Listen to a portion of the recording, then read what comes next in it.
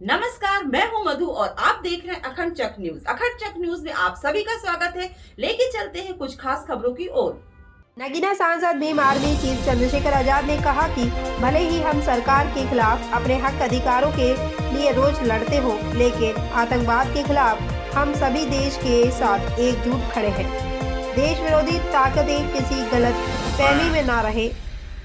उन देश विरोधी ताकतों को ये कहना चाहता हूँ कि भले ही हम देश स्तर पर, पार्लियामेंट में या सड़कों पर सरकार के खिलाफ अपने हक अधिकारों के लिए रोज लड़ते हैं, लेकिन आतंकवाद के खिलाफ हम सब लोग देश के साथ खड़े हैं।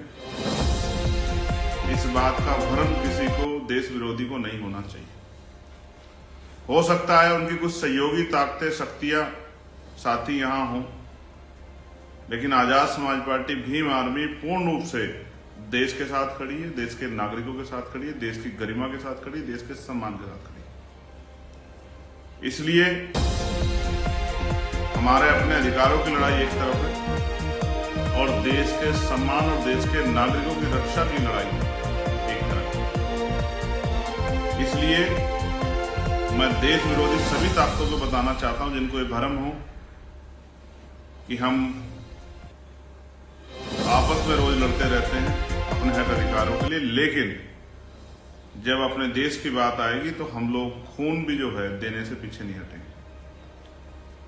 इसलिए मैं इंतजार कर रहा हूं कि सरकार किस तरह के और सख्त कदम उठा के आतंकवाद पर कड़ा रुख अपनाते हुए इस पर रोक लगाने का काम करें। मैं आदरणीय प्रधानमंत्री जी से भी, गृह मंत्री जी से भी, रक्षा मंत्री जी से भी ये मांग करता हूं कि ये देश में ये आखिरी आतंकवाद की घटना होनी चाहिए। इसके बाद कोई आतंकवाद की घटना ना हो, ये जिम्मेदारी सुनिश्चित करना हम लोगों का।